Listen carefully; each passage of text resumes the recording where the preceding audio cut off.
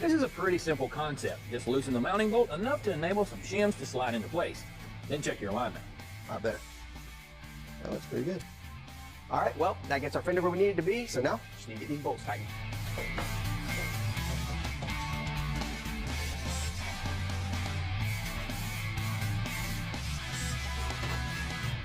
All right, guys, we got our new hood hinges and new hood from AMD bolted onto our Chevelle. Now we're ready to see where we're at, because I'm pretty sure that we're not going to hit the adjustment the first go around. But there is something to keep in mind. Make sure whenever you're adjusting your panels to start from the back of the car and work forward. You start with the hood and then move around to the fender and door, and you have to move those. You're going to have to come back and readjust your hood. Let's see where we're at. Yeah, we're off. First thing you can see, the hood's a little bit twisted. It's hanging over the fender, and it's got a big old gap back here in the back. Now over here on the passenger side, now the hood's sticking up about that far. It should have plenty of adjustment. Let's just see. The rear hinge bolt is loose, so that doesn't help. But we'll loosen the front and lean the whole thing back. Then we'll tighten them to check the fit.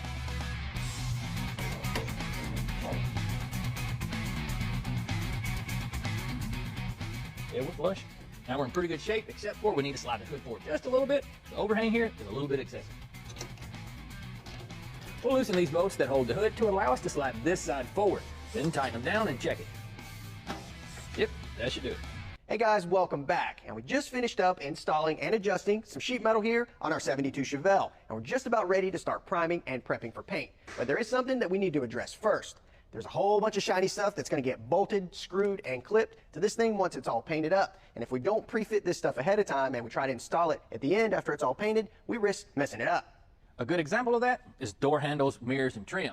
But there could be the occurrence that you're trying to eliminate something. If you look at our door here, it's got a whole bunch of holes down the middle of it. So that tells us apparently at some point in time, this car must have had side trim on it, and we're not running that stuff. So we're going to have to weld those holes up to fill them in.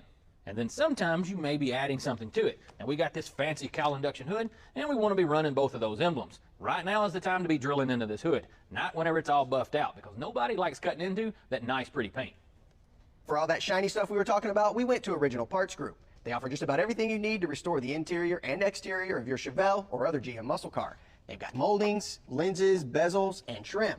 All of this stuff is made to OEM spec and is designed to be a direct replacement for your original parts. Now they've got a bunch of different options as well, like these SS badges. Now, a lot of you guys out there like converting these Chevelles to SS clones. There's nothing wrong with that. We're not doing it on our car, but they've got everything you need to do that, as well as a bunch of other stuff like those cowl induction emblems. All right, guys, the technique that I use for installing emblems may be a little bit primitive, but it's effective, and you can use this whether the car's painted or not. It's got some pretty simple tools: tape, Sharpie, drill. Let's get started. I'm going to start out by laying down not one, not two, not three, but 4 layers of masking tape. Then we'll grab our emblem. I'm going to figure out where you want it, high or low.